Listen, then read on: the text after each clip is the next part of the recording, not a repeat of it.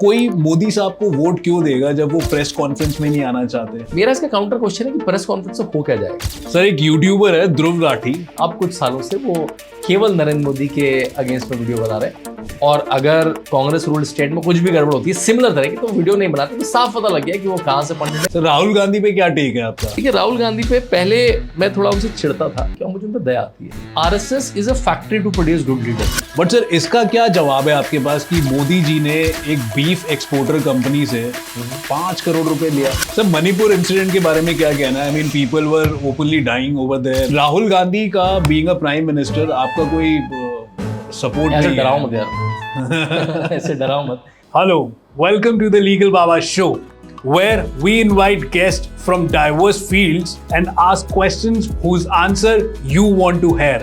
Our guest today is no ordinary person. He is a famous geopolitical analyst who has authorized back-to-back bestseller books on Mr. Modi and Yogi Adityanath. And you might have guessed his name by now. His name is Mr. Shantanu Gupta. Today's podcast is not like an ordinary one because this episode will discuss the reality of BJP. Was Ram Mandir a political move? और आखिर ध्रुव राठी का मसला क्या है? So relax, sit back and enjoy this power-packed episode only on the Legal Baba Show.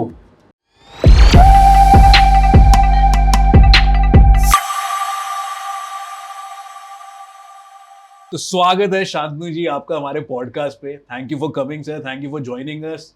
और आपका हम wait कर रहे थे सर। थैंक यू आशीष। मैं जाना चाहता हूँ बुलडोजर बाबा की बायोग्राफी लिखने के लिए, और आपके शो का नाम है the legal Baba, so there से कनेक्ट। सर, यूपी के चीफ मिनिस्टर योगी आदित्यनाथ जी को बुलडोजर बाबा क्यों कहा जाता है? उनकी जो गवर्नेंस है पिछले 6-7 साल की, उसमें लॉ एंड ऑर्डर आशीष बड़ा रोल है, और आप तो खुद लीगल सब्जेक्ट्स के एक्सपर्ट हैं। लॉ एंड ऑर्डर उनकी एक्सपर्टीज मानी जाती है, और किस तरह से यूपी के जो 75 जिले हैं जो लॉलेसनेस के लिए माने जाते थे, यूपी अगर एक कोई प्रेरणा देता था, एक कोई अगर इंस्पिरेशन देता था, तो वो केवल बॉलीवुड की मूवीज को देता था कि जितनी भी गुंडा गर्दी चोरी चकारी की मूवीज हैं वो यूपी के बैकड्रॉप में बना करती थी। तो यूपी की एक इमेज हुआ करती थी। हम जब यूपी से बाहर जाते थे तो हमको उसी लाइट में देखा जाता था कि इनकी तो मतलब शायद डिग्री भी फर्जी होगी, कुछ फोर्जरी करके आएंगे। तो आपके साथ एक हर यूपी वासी के साथ वो इमेज चिपक गई थी। यूपी वाला भैया मतलब एक नेगेटिव इमेज थी। आज यूपी वाला भैया एक पॉजिटिव इमेज है, क्योंकि वो योगी आदित्यनाथ का यूपी है, और उसमें बुलडोजर एक बहुत बड़ी इमेज है कि किस तरह से जो माफिया थे उत्तर प्रदेश के आशीष, हर 75 जिले में ऑर्गेनाइज्ड क्राइम था। एंड मैंने से ऑर्गेनाइज्ड क्राइम मतलब उसके पास पूरी टीम है, जैसे आपके पास आपके पॉडकास्ट की टीम है, उसके पास टीम है। वो सैंड माफिया है, वो लैंड माफिया है, वो किडनैपिंग माफिया है, वो चीटिंग माफिया है, वो कार स्टीलिंग माफिया है। मतलब यहाँ पे आप अडोब के सॉफ्टवेयर यूज करते होगे जरूर, है ना, एडिटिंग के लिए। अडोब के सीईओ का लड़का किडनैप हो गया था मुलायम सिंह यादव की गवर्नमेंट में, राइट? मतलब केवल लालाओं के लड़के नहीं, मतलब प्रोफेशनल सीईओ का लड़का भी किडनैप हो गया था। That was a UP, right? And today it's a very different UP, जिसमें बुलडोजर ने बहुत इंपॉर्टेंट रोल किया है कि जहां पे भी लीगल प्रॉपर्टी है, जहां पे नजूल की प्रॉपर्टी है, जहां पे SC ST फार्मर की प्रॉपर्टी है, जिसको ग्रैब करा, पूरे लोगों ने अपने अपने आलीशान बंगले, अपनी फैक्ट्रियां, अपने महल बना लिए उस पर, उसको योगी आदित्यनाथ ने बिना किसी सोचे समझे कार्रवाई करी, उसको हटवा दिया। तो वो जो प्रतीक बन गया। सो बुलडोजर, देखिए बुलडोजर अपने आप में भी एक निर्माण का प्रतीक है। सड़क बनती है, बिल्डिंग बनती है, तो खुदाई जो नींव की होती है बुलडोजर से होती है। तो कोई भी एक अच्छी सरकार या कोई भी अच्छी इमारत जैसे बुलडोजर शुरू करता है, तो एक अच्छी सरकार की शुरुआत योगी आदित्यनाथ ने बुलडोजर से करी है। और अभी वो कहीं छत्तीसगढ़ में रैली के लिए जा रहे थे, तो करीब 50-60 बुलडोजरों से उनको सलामी दी गई, जैसे तोपों से सलामी दी जाती है, ऐसे योगी आदित्यनाथ को सलामी दी गई। इसलिए मेरे ख्याल से योगी आदित्यनाथ को बुलडोजर बाबा कहा जाता है।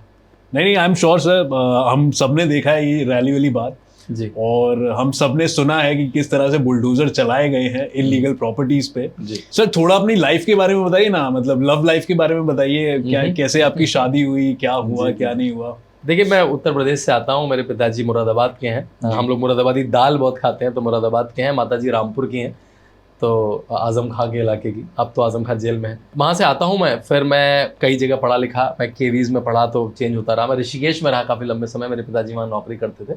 ऋषिकेश उस समय उत्तर प्रदेश में आता था, तो मेरे सर्टिफिकेट्स पर तो उत्तर प्रदेश लिखा है, लेकिन अब वो उत्तराखंड का पार्ट हो गया जी। मैं तो 2000 के पुराना मॉडल हूँ, तो अभी नए बच्चे तो उत्तराखंड से निकल रहे हैं। तो वहाँ पला पड़ा। फिर मैंने इंजीनियरिंग करी, फिर मैंने कुछ समय नौकरी करी, फिर मैं XLI से मैंने MBA करा, और फिर मैं बड़े बड़े कॉर्पोरेट्स में नौकरी करने लगा। मैंने बैंगलोर में, मैंने हैदराबाद में, पुणे में नौकरियां करी, मर्सिडीज़ में, एमडॉक्स में, विप्रो में। फिर मैं विदेश चला गया। मैंने स्विट्ज़रलैंड में, साइप्रस में, इजराइल में नौकरियां करी। उस समय आशीष मेरे का सोशल सेक्टर में एक मुझे पुल आने लगा। मैं वीकेंड्स में वॉलंटियरिंग करता था, CSR की एक्टिविटीज़ में पार्टिसिपेट करता था।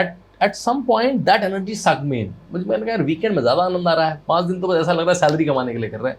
सो इन 2008 I decided I will quit my corporate life. तब तक मैं 30 साल 29 साल मेरी उम्र थी, मैं 8-9 साल से नौकरी कर रहा था, और क्योंकि मैं विदेशों में नौकरी कर रहा था तो बैंक बैलेंस भी ठीक ठाक था। शादी मेरी हो चुकी थी। मैं लव लाइफ पे आता हूँ बाद में, साउथ इंडियन है मेरी और मैं नॉर्थ का हूँ, तो अच्छा इंटरेस्टिंग कनेक्शन है।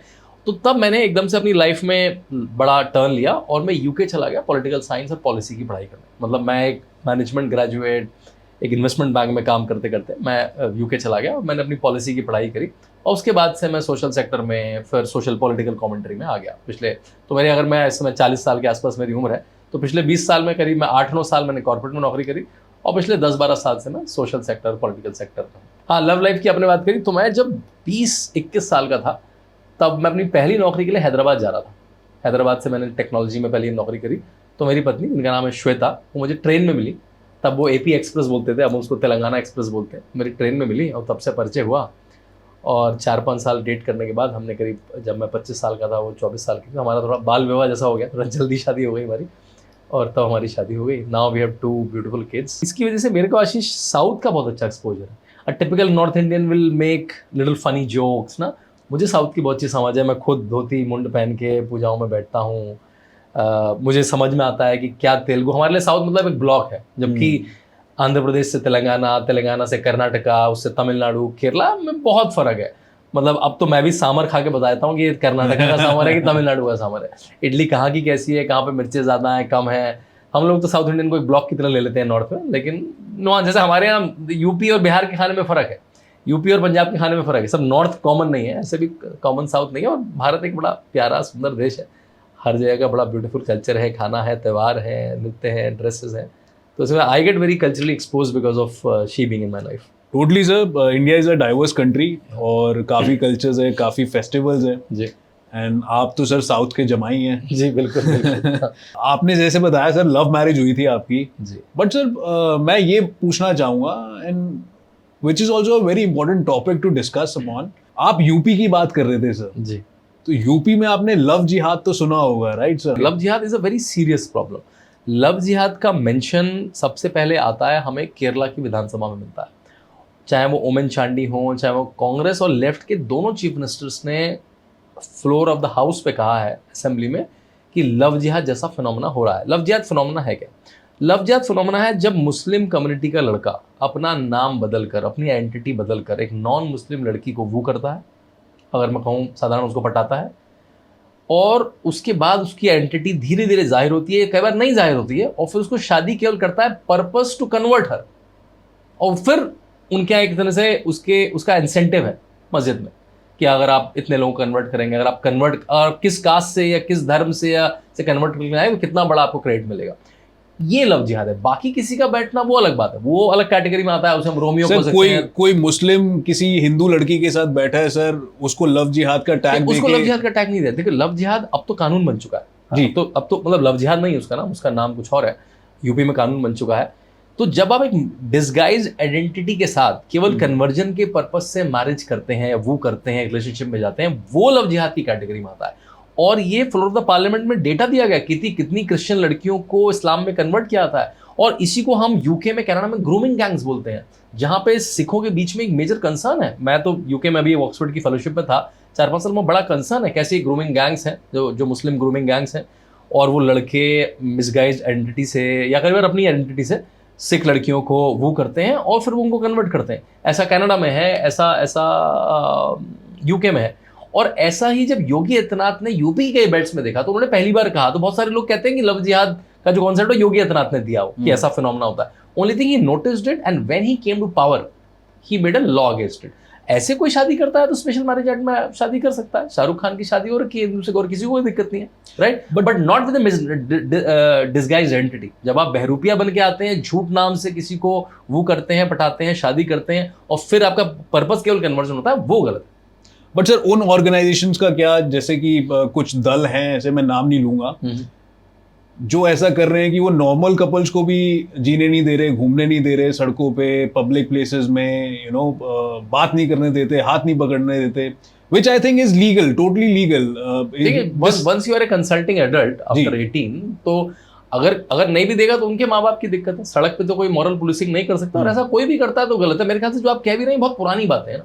अभी आपको आप चले जाइए कहीं पे भी, आपको सब हाथ पकड़ के सब दिखेंगे लोग, तो उसमें किसी को प्रॉब्लम नहीं है। जैसे मैंने आपको बताया, जहां पे मिसगाइज्ड एंटिटी से कोई वो करने के लिए केवल कर रहा है, उसके अगेंस्ट में लॉ है, और उसके अगेंस्ट में कुछ सोशल विजिल ग्रुप्स भी आ गए। लेकिन हाँ, अगर कोई लॉ के अगेंस्ट में जाता है तो आई डोंट सपोर्ट इट।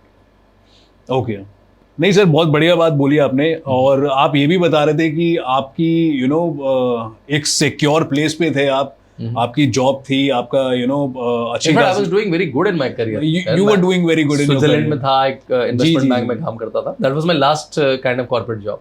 तो ये पॉलिटिकली आपको इंक्लाइन कैसे हो गए? आई मीन, और बहुत सारे लोग मैंने देखे हैं कि वो अपना करियर छोड़ के पॉलिटिक्स में घुसना चाहते हैं। आपका भी कोई ऐसा एम है? क्या है पॉलिटिक्स में? पैसा ज्यादा है, क्या है? नहीं, देखिए, मैं तो सोशल पॉलिटिकल कमेंट्री के लिए, कुछ देश के लिए अच्छा काम करने के लिए घुसा था, और फिर वो अपने आप राहें बनती गई। जैसा मैंने कहा कि मैं अपने कॉर्पोरेट करियर में कुछ काफ़ी सोशल एक्टिविटीज़ में इन्वॉल्व होने लगा था वीकेंड में, एंड एट टाइम्स दैट सग मी इन। उसने मुझे इतनी एनर्जी दिखी, मुझे लगा दैट्स अ लार्जर चैलेंज। अगर आपको लगता है कि आप स्मार्ट हैं, आपका एप्टीट्यूड अच्छा है, आप इंटेलिजेंट हैं, तो I thought let's solve larger problems. एक कंपनी के लिए पैसा क्यों कमाना, उसकी शेयर इक्विटी क्यों बढ़ानी है? आप लार्जर प्रॉब्लम सॉल्व करिए, because social political problems are multi variable problem. आप कंपनी में तो क्या जाते हैं, एक कार्ड स्वाइप करते हैं, कंप्यूटर में टास्क मिल जाता है, कर देते हैं। I am not belittling corporate work, लेकिन वो मुझे लगता है single variable, double variable equations हैं टू सॉल्व।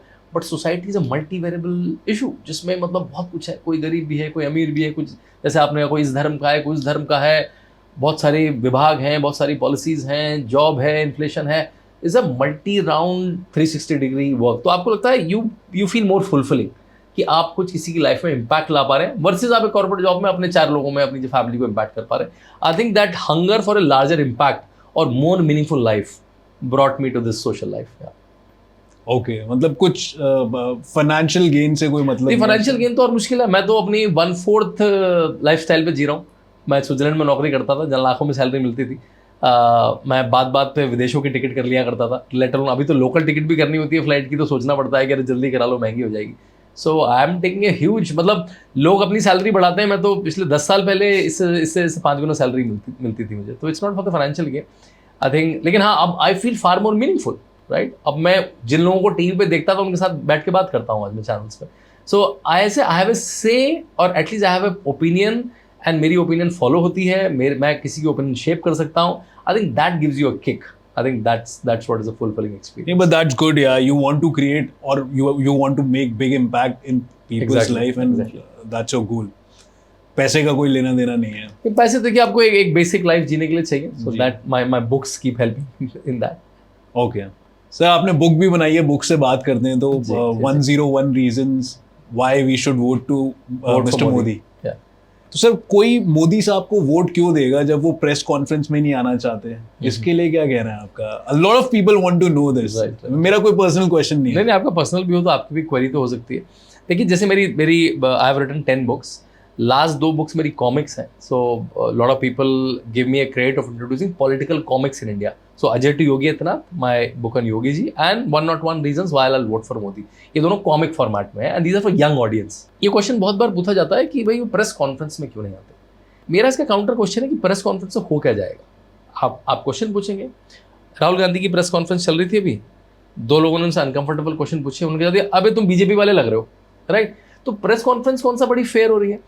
ऐसा कौन सा अनकंफर्टेबल क्वेश्चन है जिसका नरेंद्र मोदी ने, अमित शाह ने, योगी आदित्यनाथ ने, जेपी नड्डा ने, या जितने भी स्पोक्समैन हैं, अमंग ऑल ऑफ देम जिन्होंने आंसर नहीं करा है? हाँ, अगर आपका ऐसा कोई फैड है कि नहीं मुझे ये आंसर नरेंद्र मोदी के मुंह से सुनना है, अब वो तो फिर आपका विम लेके पाल जाओ, आप कोई पालते रहो, और मैं जब नरेंद्र मोदी वो आंसर देंगे तभी मैं मानूंगा। See, if Narendra Modi saying, Amit Shah is saying, और any other party leader is saying on camera, that's equally answer, right? देखिए, नरेंद्र मोदी को जब वो गुजरात में थे तो आशीष लंबे समय तक मीडिया ने विलीफाई करा, उनकी एक इमेज बनाने की कोशिश करी कि ये मुस्लिम विरोधी हैं, वो ये विरोधी हैं, जबकि वो गुजरात मॉडल डेवलप कर रहे थे, वो गुजरात को डेवलप कर रहे थे, उनको किसी अच्छी लाइट में नहीं दिखाया। तो आई थिंक उन्होंने मीडिया से एक डिस्टेंस ले लिया, and you will realise he is one of the biggest champion of social media, जिस आप भी प्लेटफॉर्म पे हैं। अभी रिसेंटली आपने सुना है क्रिएटर्स को अवार्ड मिले, right? And he is one of the early adopters of social media, जो ट्वीट करने लगे, जो फेसबुक पे आने लगे, जो अलग अलग मीडियम्स पे आने लगे, राइट?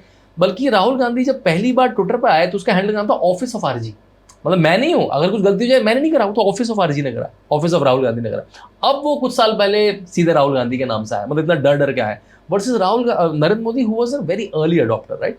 सो वो कम्युनिकेट कर रहे हैं, वो मन की बात कर रहे हैं, और रेडियो को उन्होंने गैल्वनाइज कर दिया। रेडियो का जहां पे 2000 रुपए का एड रेवेन्यू था, 1-1 लाख रुपए का एड स्लॉट है उस स्लॉट में, मन की बात के स्लॉट में। वो जब एग्जाम होते हैं तो परीक्षा पे चर्चा बोल के इस बार 2.5 करोड़ बच्चों ने रजिस्टर करा, और उन्होंने किताब भी लिख दी एग्जाम वॉरियर्स, राइट? वो जब दिवाली होती है तो बॉर्डर पे चले जाते हैं और सैनिकों के साथ बिताते हैं। जब हमारे साइंटिस्ट का चंद्रयान 2 नहीं जाता है तो वो वहां पे लॉन्च पैड पे जाके गले लगते हैं और कहते हैं कुछ नहीं होगा, चंद्रयान 3 चला गया। जब हम वर्ल्ड कप हार जाते हैं तो वो कोहली और रोहित शर्मा को लेके खड़े हो जाते हैं। जब हम ओलंपिक का मेडल जीत जाते हैं तो वो फोन करके अपनी टीम को बधाई देते हैं। He is very connected with the people. तो एक पुराना फॉर्मेट चला आ रहा था, उसमें मीडिया वालों को मुझे इसी तरह से सवाल पूछने। देखिए इस समय ये जो चुनाव 2024 का रहा, उसमें एक दिन में 3 से 4 रैली करी उन्होंने, रोज शाम को एक रोड शो करा, अक्सर हर वीक में 1-2 रोड शो करे, और दुनिया का कोई चैनल नहीं छोड़ा जिसको उन्होंने इंटरव्यू दिया। बल्कि कुछ चैनलों के तो 2-2 एंकर्स को दिया, एक को एक शहर में दिया, एक को एक शहर में दिया। Tell me one uncomfortable question which Narendra Modi has not answered in last 10 years। अब ये तो फैड है कि भाई आशीष अपने शो में नीला माइक यूज करते हैं, लाल माइक क्यों यूज करते हैं, फिर आप पाल के बैठ जाओ, उसका आंसर तो कुछ नहीं है। तो मुझे उसी फॉर्मेट में आंसर चाहिए, आपको क्वेश्चन का आंसर चाहिए ना, which question he is not answered last 10 years, और if he is not answered, any of his spokesman और senior leaders have not answered, right? तो मेरे ख्याल से वो फैड है ऐसा कि मुझे उसी फॉर्मेट में चाहिए। और प्रेस कॉन्फ्रेंस करके ही क्या आपने देख लिया, हमने देखे हैं कैसे मैनेज प्रेस कॉन्फ्रेंस होती है, जहां हमने कांग्रेस के मैसेज देखे हैं कि भाई इस मीडिया के लोग बैन है, उस मीडिया के लोग बैन है, मेरे केवल दरबारी पत्रकार आएंगे, उनको मैं अच्छी अपनी ताली बजा के भेज दूंगा। सो आई थिंक वो ऐसी प्रेस कॉन्फ्रेंस क्या सर्व कर देगी। सर राहुल गांधी पे क्या टेक है आपका? देखिए राहुल गांधी पे पहले मैं थोड़ा उनसे चिढ़ता था कि भाई ऐसे क्यों, मुझे उन पर दया आती है। मैंने कहा ही is not fit for politics, right? बड़े घर में पैदा हुए। अगर मैं नरेंद्र मोदी और राहुल गांधी का आशीष कंपैरिजन करूं तो it's a very stark comparison. Why so? Narendra Modi एक गरीब घर में पैदा हुए, 10 बाई 10 के कमरे में पैदा हुए, उन्होंने दिन में स्कूल गए, शाम को चाय बेची। उनके लिए गरीबी एक लिव्ड एक्सपीरियंस है। फिर उन्होंने पूरे भारत का भ्रमण करा, वो संघ में रहे लंबे समय, उन्होंने प्रवास करा, लाखों हजारों घरों में रहे, लाखों हजारों घरों में खाना खाया। फिर उन्होंने 15 साल पार्टी में रहे, उन्होंने ऑलमोस्ट हर प्रदेश का चुनाव लड़वाया। ये नरेंद्र मोदी है। वर्सेस राहुल गांधी जो एसपीजी प्रोडक्शन में बड़े बड़े महलों में रहे, गरीबी उनके लिए लिव्ड एक्सपीरियंस नहीं, एक ट्यूशन की क्लास है। उनको सिखाना पड़ेगा भाई गरीबी क्या होती है, गरीब का जीवन क्या होता है। तो उसमें उनकी गलती कुछ नहीं है। अब जहाँ पैदा हुए वहाँ you can choose your parents, right? वो जहाँ पैदा हो, लेकिन हाँ वो कर सकते थे, वो बहुत सारी इंटर्नशिप्स कर सकते थे, वो गाँव में जाके रह सकते थे। जब यूपी की सरकार बनी वो ग्रामीण मंत्रालय ले सकते थे और गाँव घूम सकते थे, देश दुनिया घूम सकते थे। लेकिन उन्होंने सोचा कि मैं घर पे रहूँगा, कभी कभी थोड़ा फ्लर्ट कर लूँगा पॉलिटिक्स से, वीकेंड में थोड़ा घूम घाम के आ जाऊँगा। तो he is made himself political tourist, कि थोड़ा घूमूंगा इलेक्शन में और आ जाऊँगा। Versus Narendra Modi who 73 years of life is for public, is for public, is for public। अभी रिसेंटली राहुल गांधी को किसी ने सलाह दी शायद कि आप थोड़े घरेलू दिखिए, थोड़ा किचन विचन में, तो उन्होंने पता क्या करा, उन्होंने जैम बनाया। वो वीडियो बड़ा वायरल करा उन्होंने, और जैम बनाया, उसको बोला मामलाटे। मामलाटे इटालियन में बोलते हैं। अब कितने लोग मामलाटे से कनेक्ट कर रहे हैं इंडिया में। आप आम की चटनी बनाइए, अचार बनाइए, मुरब्बा बनाइए, वो लोगों को समझ में आएगा भारत के। तो वो इतने डिस्कनेक्टेड है भारत से। वो अभी रिसेंटली किसी रैली में एमएसपी और एमआरपी में कंफ्यूज हो गए। उनकी बहन एमएसपी की फुल फॉर्म नहीं बता पाई, तो उनके लिए सभी ट्यूशन की क्लास है, वो थोड़ा सा ट्रेन करते हैं। उनके ट्रेनर्स कौन है? सैम पिट्रोडा जो अमेरिका में रहते हैं, जयराम रमेश जो हार्वर्ड से पढ़ के आए। मुझे हार्वर्ड से कोई दिक्कत नहीं, हार्वर्ड बड़ी यूनिवर्सिटी है, हार्वर्ड से पढ़ के आए, खुद नहीं चुनाव लड़ा कभी। केसी वेणुगोपाल जो खुद नहीं चुनाव लड़ा। तो उनके पास ऐसे ऐसे लोग हैं जो अच्छी डिग्री लेके आए हैं, अच्छे दिखते हैं, अच्छे महंगे कपड़े पहनते हैं, लेकिन someone the set of people who don't have ground experience। तो आई थिंक ये एक स्टार्क डिफरेंस है राहुल गांधी और नरेंद्र मोदी। तो राहुल गांधी के तो मैं नहीं पूछूंगा, बट नरेंद्र मोदी साहब के कोई ऐसे 3 ट्रेट्स जो आपको बिल्कुल पसंद नहीं है, 3 कैरेक्टर्स ऐसे बिल्कुल पसंद नहीं है, सर कितनी तारीफ करोगे आप? मतलब कुछ तो कैंडिडली बताओ ना जनता को यार। देखिए जितना मैंने नरेंद्र मोदी जी को ऑब्जर्व कराया, मैं उनसे 3 या 4 बार मिलना भी हुआ है, मेरा योगी आदित्यनाथ पे ज़्यादा काम है, उनसे मैं ज़्यादा मिलता हूँ।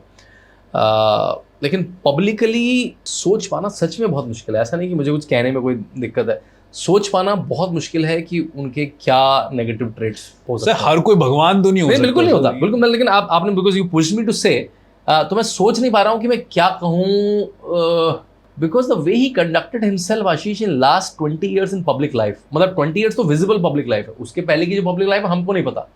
जब वो आरएसएस में थे, जब वो पार्टी में थे, वो करीब 13 साल मुख्यमंत्री रहे गुजरात के, और 10 साल से वो प्रधानमंत्री हैं, तो करीब 23 साल का जो पब्लिक जीवन है। ऐसा नहीं उनसे कोई गलती नहीं होगी, ऐसा नहीं उनका कोई स्लिप ऑफ टंग नहीं हुआ होगा, लेकिन उनकी इंटेंशन जो है उसी की वजह से परसेप्शन का वोट है। तभी BJP can be bold enough to put the poster Modi की गारंटी। ऐसा हमने नहीं सुना था पहले कि एक आदमी पे आप गारंटी दे रहे हैं, कि जब भी कोई डिसीजन होता है, तो चाहे वो डिमोनेटाइजेशन हुआ हो, चाहे वो सर्जिकल स्ट्राइक हुई हो, चाहे वो कोरोना में हम जिस तरह से लॉकडाउन हुआ हो, लोग इसलिए मान जाते हैं आशीष क्योंकि नरेंद्र मोदी ने कहा है, because he carries a weight, he carries a brand equity, he carries a trust equity. जैसे हम कोई ब्रांड खरीदते हैं कि आपने जैसे इस ब्रांड का ये माइक खरीदा, भाई this brand carries a brand, मैंने इसके 10 प्रोडक्ट यूज करे, सारे अच्छे गए, तो मैं इसकी ब्रांड खरीदूंगा, ये कैमरा खरीदूंगा, ये माइक खरीदूंगा, लाइट खरीदूंगा, right. Narendra Modi is this brand. गलती हुई होगी उनसे, है ना, कि डिमोनेटाइजेशन शायद उन्होंने बिना सोचे कर दिया, या फिर दूसरी तरह से करना चाहिए था, या ये ऐसे कर सकते थे, वो वैसे कर सकते थे, इस स्पीच को ऐसे बोल सकते थे, वो ठीक है, लेकिन गलती तो हम सबसे होती है।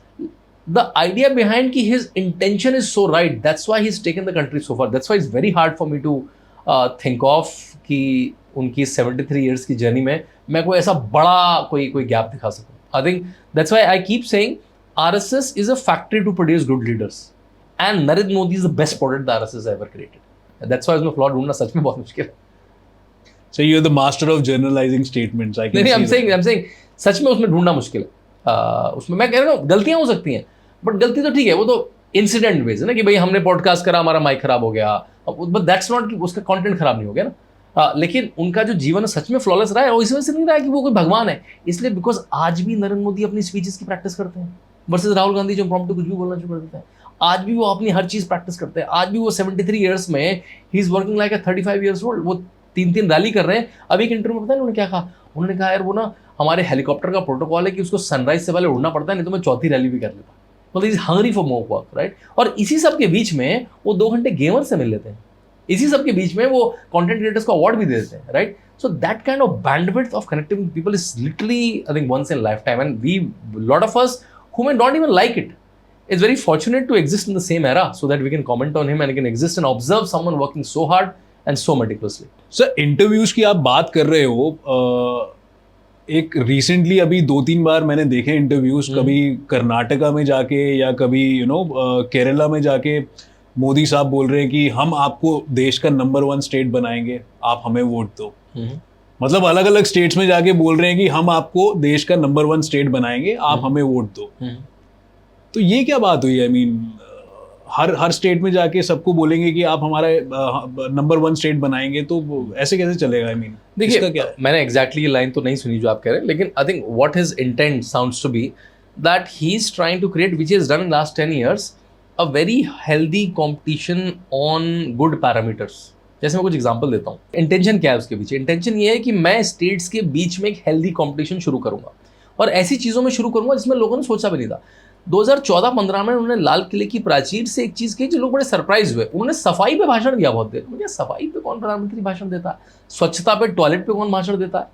और आपको पता है इस समय स्वच्छता इंडेक्स, सिटीज स्वच्छता इंडेक्स इज अ रैंकिंग, हर साल वो रिलीज होती है, और जैसी वो रिलीज होती है सारी सिटीज अपने आप में कॉम्पीट करती हैं। इंदौर, भोपाल काफ़ी समय से नंबर 1 पे हैं, और the chief ministers, politicians, even the corporates Tom about it. देखो हमारा स्टेट, हमारी सिटी नंबर 1 है।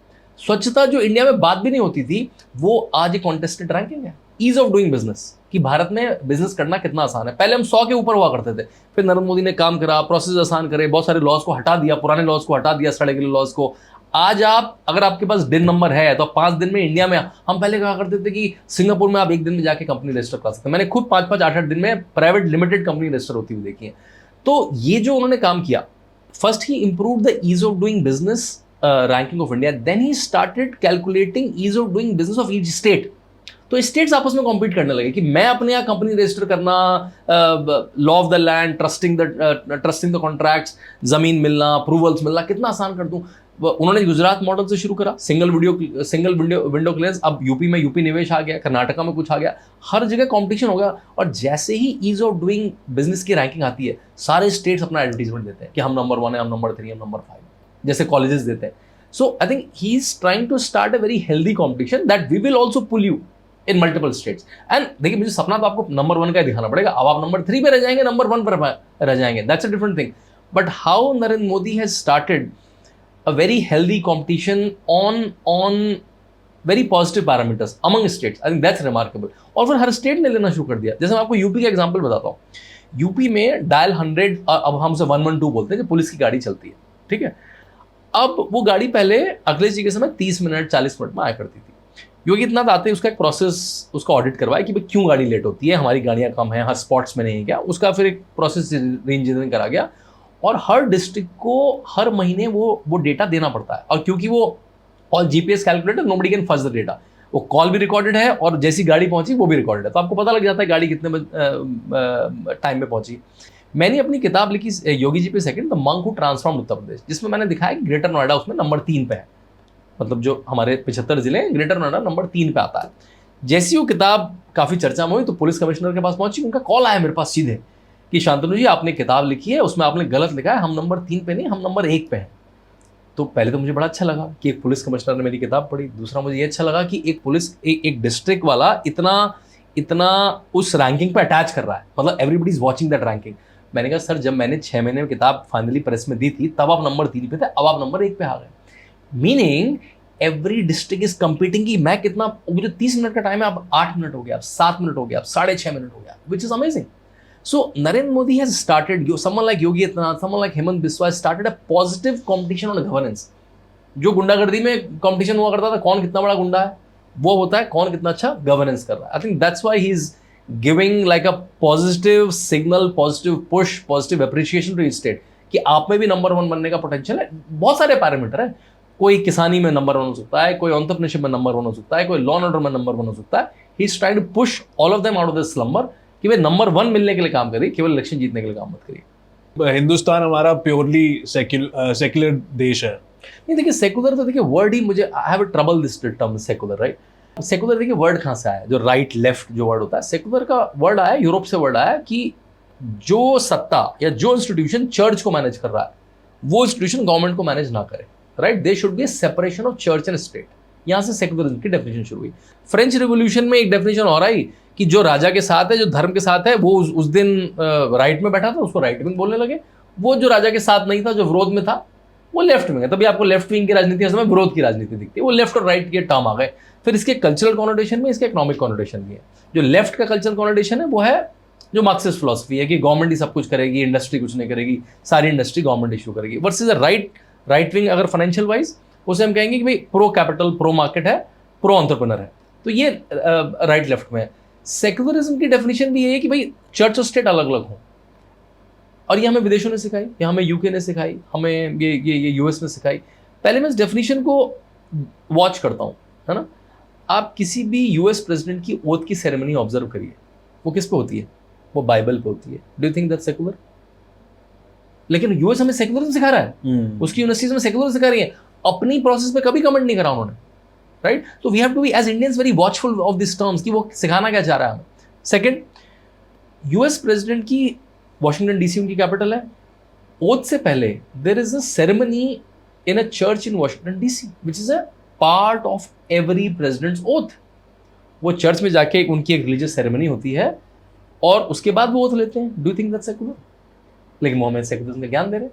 मैं भी यूके में था, मैं एक ऑक्सफोर्ड में फेलोशिप में था, एक प्रोफेसर से मेरी डिस्कशन होने लगी, कुछ सेक्युलरिज्म में क्लास डिस्कशन था, तो उन्होंने कहा कुछ इंडिया में सेक्युलरिज्म नहीं है, Narendra Modi's India should be for everyone, not only for Hindus. मैंने कहा सर, ये सेक्युलरिज्म आप मुझे सिखा रहे हैं, जिस क्लास में हमारा डिस्कशन चल रहा है उसमें क्रॉस लगा हुआ है, उसका नाम है सेंट क्रॉस रूम, तो it's not a very secular space, right. तो बोलते नहीं, this is not about this room, आप तो डिबेट को छोटा कर रहे हैं, आप इस रूम पे कहाँ अटक गए। मैंने कहा सर, ऑक्सफोर्ड की अपनी ऑफिशियल चर्च है। Do you imagine Ashish, Oxford University has official church. Oxford has around 30+ colleges. Every college of Oxford has a chapel, a chaplain, a choir group. Choir मतलब जिनके भजन जो गाए जाते हैं, a choir group. And their service timing are written the college website. मतलब आप college की website में अगर शेड्यूल देखने जाएंगे अपनी क्लासेस का, तो उसमें आपको सर्विस का टाइम भी मिलेगा। फिर मैंने कभी ये क्वेश्चन रेज करा, तो no no no no we have prayer rooms also, मतलब हमारे कुछ और प्रेयर रूम्स। मैंने कहा मैं हिंदू प्रेयर वेयर रूम नहीं चाहिए, मुझे तो बड़ी सी मूर्ति चाहिए, उसमें अगरबत्ती चाहिए, धूप चाहिए, गाने बजाने चाहिए। हम तो भाई कलरफुल कंट्री से आए हैं, हम ऐसा ये बोरिंग प्रेयर रूम में नहीं हम लोग प्रेयर वेयर कर रहे हैं, राइट। पूरे ऑक्सफोर्ड में एक हिंदू टेम्पल नहीं है। आप 10 दिन की क्रिसमस की हॉलीडे करते हैं, आप हमें सिखाते हैं कि India should not be run by the majority religion. 10 दिन की क्रिसमस की छुट्टी क्यों हो रही है यूके में, दिवाली की क्यों नहीं हो रही, रमजान की क्यों नहीं हो रही, और ज्यूश फेस्टिवल्स की क्यों नहीं हो रही 10 दिन की छुट्टी, ईस्टर की 5 दिन की छुट्टी क्यों हो रही है यूके में, पूरा शहर गवर्नमेंट के पैसों से क्यों सजाया जा रहा है। I don't have a problem, because that's how the polity work. लेकिन उनका स्टेटमेंट क्या है कि भाई हम तो सेकुलर नहीं रहेंगे, बट आपको सेकुलर का ज्ञान देंगे। वहाँ पे जो अभी भी आपको पता है एक तरह की मोनार्ची है, वहाँ पे अभी मोनार्क हैं, वहाँ पहले रानी थी, अब राजा हैं। There raja king is the head of the Church of England and head of state both. अभी आपने तो सेकुलरिज्म की डेफिनेशन की चटनी बना दी। और फिर वहाँ की जो राज्यसभा है, जिसको हम हाउस ऑफ लॉर्ड्स बोलते हैं, वहाँ पे लोकसभा को हाउस ऑफ कॉमन्स बोलते हैं, राज्यसभा को हाउस ऑफ लॉर्ड्स बोलते हैं। हाउस ऑफ लॉर्ड्स में Ashish 22 positions are reserved for Church of England. मतलब चर्च ऑफ इंग्लैंड जिन 22 पादरियों के प्रीस्ट के नाम लिख के दे देगा, वो अपने पूरे गांव में जाके राज्यसभा में बैठते हैं पिछले कई 100 सालों से। आप मुझे क्या सिखा रहे हैं, मतलब आप नहीं, वो कंट्रीज में कह रहा हूँ, वो हमें क्या सिखा रहे हैं। भाई कोई भी प्राइम मिनिस्टर है, वो अपने रिलीजन में, तो जैसे पिछली बार क्या हुआ, जब नरेंद्र मोदी चुनाव जीत के 2014 में पहुंचे, उन्होंने कहा मुझे माँ गंगा ने बुलाया और उन्होंने काशी विश्वनाथ में जाके आरती करी और अपना तिलक लगाया। तो बहुत सारे लेफ्टिस्ट पत्रकारों ने, ये तो हिंदू प्राइम मिनिस्टर है, ये तो। भाई आपने ओबामा को कभी क्रिश्चियन प्राइम मिनिस्टर बोला क्या?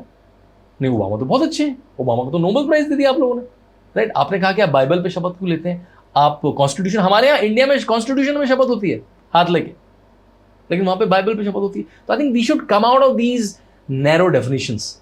और आपको पता है हमारे प्रियम्बल में, आप तो लीगल बैकग्राउंड से आते हैं, the word secularism and the word socialism was intruded, I'll use the word intruded, during emergency।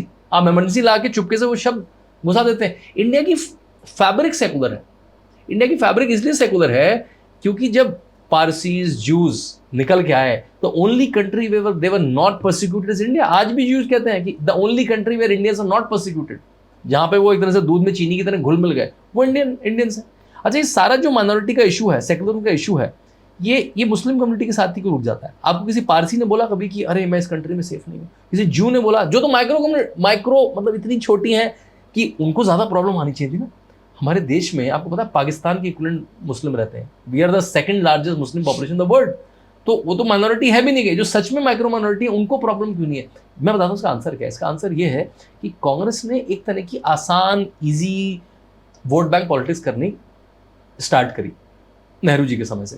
तो उन्होंने मुस्लिम वोट बैंक को बिल्कुल एक दामाद की तरह रखना शुरू करा कि मैं इनको, इनमें जो स्ट्रैटिफिकेशन है उसको कभी नहीं बोलूंगा, शिया सुन्नी की बात कभी नहीं करूंगा, अशराफ पसमंदा की बात कभी नहीं करूंगा, ये तो एक है।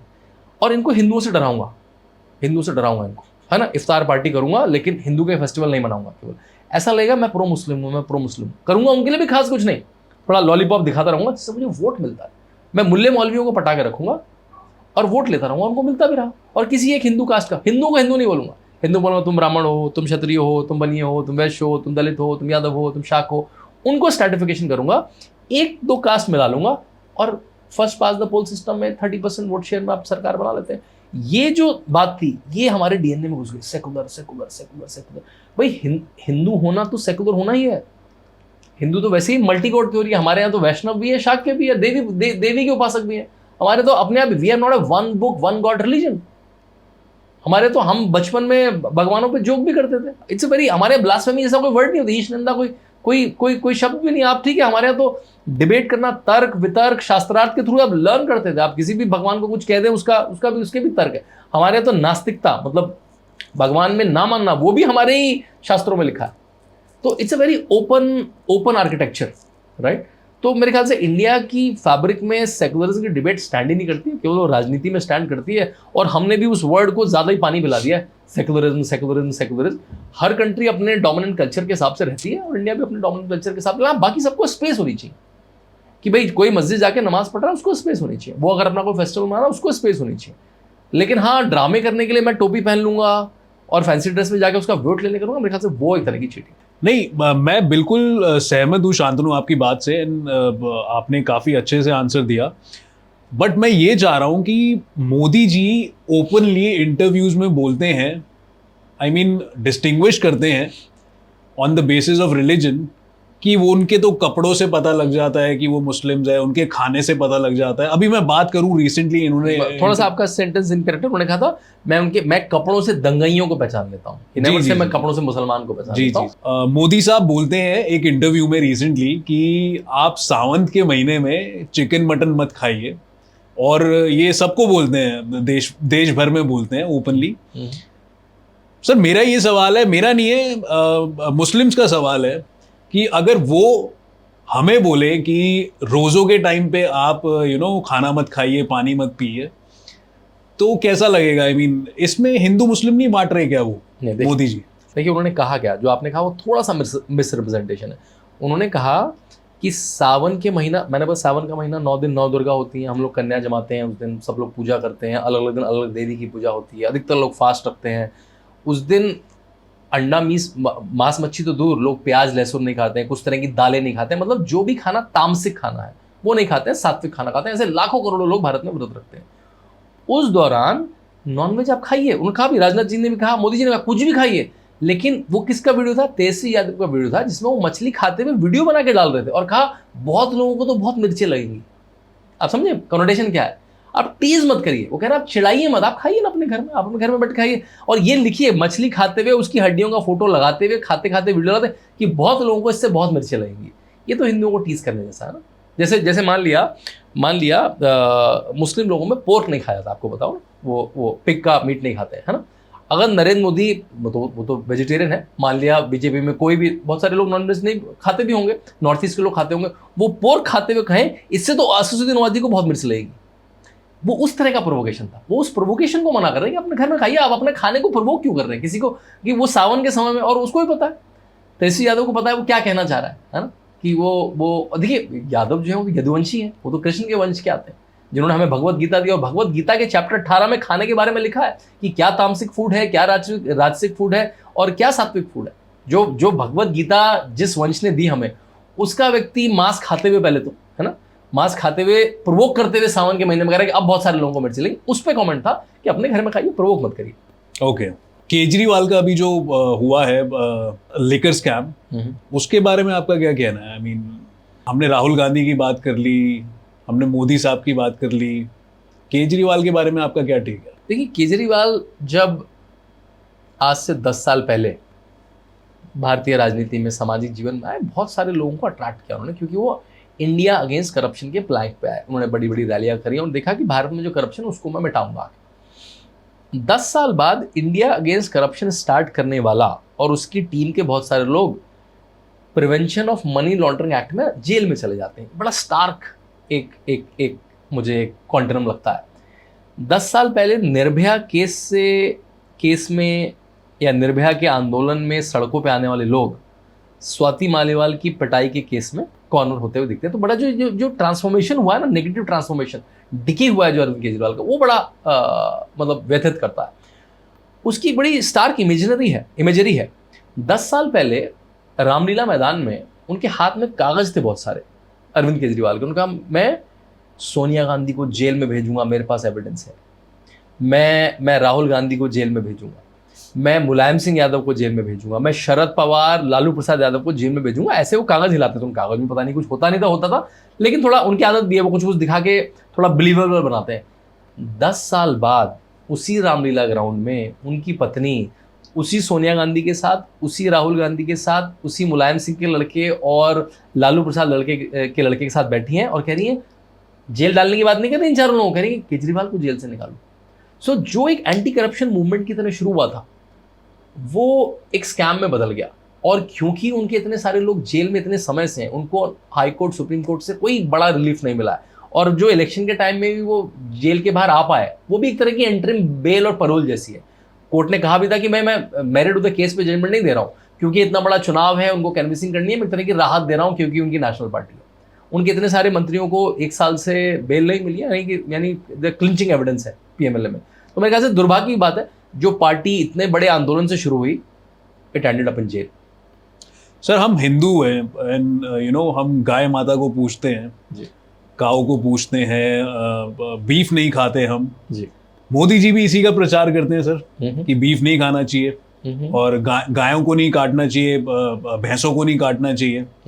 बट सर इसका क्या जवाब है आपके पास कि मोदी जी ने एक बीफ एक्सपोर्टर कंपनी से 5 करोड़ रुपए लिया? देखिए, पहले तो ना मैं आपके जो क्वेश्चंस हैं they are what people are talking popularly, right? उसमें थोड़ा सा ना मिसरिप्रेजेंटेशन है, लेकिन अच्छी बात है कि आप पूछ रहे हैं क्योंकि लोगों को वही पता है। You are talking normally the public. Sir मैं लोगों के हाँ बिल्कुल, लोगों के पॉइंट ऑफ व्यू से पूछ रहा हूं, मैनिफेस्टिंग द पब्लिक सेंटिमेंट, जो अच्छी बात भी है। देखिए, भारत में गौ रक्षा होनी चाहिए, ऐसा भारत के संविधान में लिखा है ना? डायरेक्टिव जो गाइडलाइंस है उसमें लिखा है। यानी जो संविधान के निर्माता थे उनको भी पता था कि भारत के जीवन में, भारत के मानस में गाय का कितना मूल्य है। आप पूजाओं में बैठे होंगे जी, आप किसी के जन्म की पूजा में बैठिए, किसी के नामकरण की पूजा में बैठिए, किसी के अक्षराभ्यास की पूजा में बैठिए, किसी के मृत्यु की पूजा में बैठिए, सब में गाय है। सब में गाय को रोटी खिलानी है, किसी में गाय को तिलक लगाना है, किसी में गाय की पूजा करनी है, किसी में गाय की सेवा करनी है। तो वो आरएसएस बीजेपी ने नहीं सिखाया, वो भारत की सभ्यता में, भारत की कल्चर में। हाँ, आरएसएस और बीजेपी ने उसको प्रोटेक्ट करा, उसको उस कल्चर को एक तरह से अपना ओवरआर्किंग हैंड दिया, पहली बात। दूसरी बात, भारतीय जनसंघ और आरएसएस ने, जो बीजेपी का पुराना वर्जन है बीजेएस, राइट, उन्होंने गौरक्षा के बड़े बड़े आंदोलन चलाए 1955 से 1965 के बीच में, और वो आंदोलन इतने बड़े हो गए कि वो शायद कांग्रेस की सरकारें हिला देते। कि पहले तो सारी सरकारें कांग्रेस की हुआ करती थी पूरे भारत में, स्टेट गवर्नमेंट, सेंट्रल गवर्नमेंट भी और स्टेट गवर्नमेंट भी। 77 में पहली बार बदली। तो नेहरू जी बड़े चालाक थे, he was politically very astute. उन्होंने क्या करा, देखिए आप बहुत बड़ा आंदोलन कर रहे हो, जिस टॉपिक पे आंदोलन कर रहे हो उसके अगर मैं फेवर में लॉ बना दूं, आपका आंदोलन तो खत्म। आपने आंदोलन करा मैंने, तो उन्होंने सारी स्टेट गवर्नमेंट से काऊ प्रोटेक्शन के लॉज बनवा दिए। तो आपको बड़ा मजा आएगा, आप तो लीगल हैं, देखिएगा 1955 से के बाद जितने काउ प्रोटेक्शन लॉ भारत में है, भारत में 3-4 स्टेट्स को छोड़ के सब जगह काउ स्लॉटर बैन है। वो 1955 से 1965 के बीच कांग्रेस की सरकारों ने बनाया। और क्यों बनाया है? क्योंकि जनसंघ के मूवमेंट इतने पॉपुलर हो गए थे, उनको लगा सरकारें ना पलट दें, तो मैं ही दे देता हूं ये। तो ये बड़ी इंटरेस्टिंग बात है, और आपके व्यूअर्स को मजा आएगा सुन के कि जितने काउ प्रोटेक्शन के लॉज हैं वो किसने बनाए? कांग्रेस ने बनाया, अपने अपने स्टेट्स बनाए। हाँ, उनको इंप्लीमेंट जोर से तब करा जब भाजपा आई, क्योंकि नेहरू जी ने तो केवल लॉलीपॉप के लिए बनाए थे कि देखो लॉ में हो गया, देखो कहने को हो गया, देखो मैंने तो बनाए हैं। लेकिन उनका इम्प्लीमेंटेशन में अपनी गवर्नमेंट्स को आग बंद कर लो। कोई गौकशी कर रहा है, कोई गौ तस्करी कर रहा है, गौ की चोरी कर रहा है, बीफ एक्सपोर्ट कर रहा है, उसको आग बंद कर लो। लेकिन जब योगी आदित्यनाथ आए, जब हेमंत बिस्वा आए, जब नरेंद्र मोदी आए अपने अपने स्टेट पे, तो उन्होंने इन लॉज को स्ट्रॉन्ग करा। ठीक है, अब भारत में in most of the states beef slaughter and beef export is ban. केवल buff which is a buffalo which is allowed, जो पैसे आए भी हैं वो बीफ से हो ही नहीं सकते। भारत में तो बीफ अलाउड ही नहीं है, या तो वो इलीगल कर रहा है या वो बफेलो कर रहा है। बफेलो अलाउड है भारत में, सो दैट्स द आंसर। नहीं बट सर पैसे तो आए ना? नहीं, पैसे आए वगैरह, वो बफेलो, क्योंकि जो भारत में बैन है वो गौ माता है। देखिए हर जानवर में वो रेफरेंस नहीं है। आपको भैंस को रोटी खिलाने को नहीं कहा जाता है पूजाओं में, आपको केवल गाय को रोटी, बल्कि उसके में देसी गाय को, जो देसी गाय है, जो हॉस्टन फीजर नहीं है, जो जर्सी गाय नहीं, जो देसी गाय है, जिसको कुबड़, जिसको हम्प निकला होता है। They are from the same families, I mean, देखिए हाँ, वो एक्सटेंशन आप कर सकते हैं, आप कल्चर। और वो पैसा कैसे डाइजेस्ट कर सकते हैं? I mean, इसका कोई जवाब है? A lot of people want to know this, sir. ये बहुत चर्चा में भी है आजकल। नहीं, बिल्कुल, मैं आपको बिल्कुल क्लियर डिस्टिंक्शन, मोदी साहब इतना कल्चरल है, इतने संस्कृति से जुड़े हुए हैं जी, बट वो एक बीफ इंपोर्टर एक्सपोर्टर कंपनी से 5 करोड़ रुपए ले रहे हैं। बीफ आप इंडिया में, आपको लाइसेंस ही नहीं मिलेगा इंडिया में। केवल 1-2 स्टेट में, शायद वेस्ट बंगाल में, कुछ नॉर्थ ईस्ट के स्टेट में और केरला में, बाकी तो आप कहीं। But sir it is explicitly written on internet. हाँ, इंटरनेट में। फिर निर्मला सीतारमण ने उसका, एलिना करके कंपनी है, निर्मला सीतारमण ने उसका जवाब भी दिया, जो हमारी फाइनेंस मिनिस्टर ने जवाब भी दिया कि वो बीफ नहीं, वो बफ है। वो आप बफेलो काटना भाई, आप ऐसे तो किसी, मैं जैसे वेजिटेरियन हूँ, I am animal right activist also, तो मेरे हिसाब से किसी भी जानवर को कष्ट नहीं होना चाहिए। हाँ, लेकिन लॉ नहीं है, लॉ ऑफ द लैंड केवल गाय के अराउंड है। देखिए इस डिबेट को मैं थोड़ा इंटरनेशनल करना चाहूंगा। हमको लगता है कि अरे why Hindus are so touchy about cow, every country is about some animal, right? US के बहुत सारे स्टेट में the animal love is around dogs. UK, because UK में इंडस्ट्रियल रिवोल्यूशन बहुत इंपॉर्टेंट चीज है, और वहाँ पे हॉर्स, क्योंकि हॉर्स से कार्ट चलती थी, हॉर्स से इंडस्ट्री चलती थी, बल्कि हमारी जो गाड़ियाँ उनकी पावर भी हॉर्स पावर से नापते हैं। वहाँ horse become a very dear animal, right? अगर वो प्यार करें जानवरों से तो प्यार है, हम जानवरों से करें तो हम क्रिमिनल हो जाते हैं। मतलब एनडीटीवी बहुत समय से सेव द टाइगर कैंपेन चलाता था। आप टाइगर को सेव करें तो हम एनिमल एक्टिविस्ट हो गए, आप गाय को सेव करें तो आप कम्युनल हो गए। आई थिंक ये जो बाइनरीज है इनसे हमें बाहर निकलना पड़ेगा। सर, मणिपुर इंसिडेंट के बारे में क्या कहना है? I mean people were openly dying over there और मोदी साहब ने कुछ नहीं किया, इसके बारे में क्या कहना है सर? देखिए, अगेन आप पब्लिक सेंटिमेंट रीड कर रहे हैं, I think we should go deeper. Manipur में दो तरह की एक तरह से कम्युनिटीज है ना, जो मैथई और कुकी बोलते हैं हम, उनके बीच में हिस्टोरिकल बहुत सारे विवाद है। हर 10 साल में बड़ा विवाद हुआ। If you go back in history, हर 10 साल में किसी न किसी से विवाद हुआ है। उसमें एक कम्युनिटी है जो बहुत ज़्यादा ओपियम और ड्रग्स के ट्रेड में भी रहती है। जैसी बीजेपी गवर्नमेंट आई उन्होंने ओपियम ट्रेड को बिल्कुल बंद कर दिया। उसकी वजह से बहुत सारा कन्फ्यूजन फैला और उसको मैनिफेस्ट करने की, देखिए जैसे ही मैं आपका ट्रेड बंद कर दूंगा, आपका कोई इलीगल धंधा बंद कर दूंगा, तो आप ये तो कह नहीं पाएंगे आपने मेरा इलीगल धंधा बंद कर दिया। आप क्या करेंगे?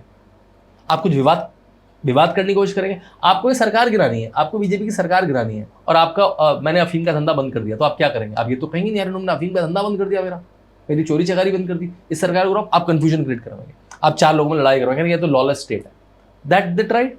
And Narendra Modi send most of his senior ministers there. Narendra Modi खुद जाके नहीं बैठ जाएंगे, उन्होंने एमओएस होम को 1 महीने के लिए पार्क कर दिया वहां पे।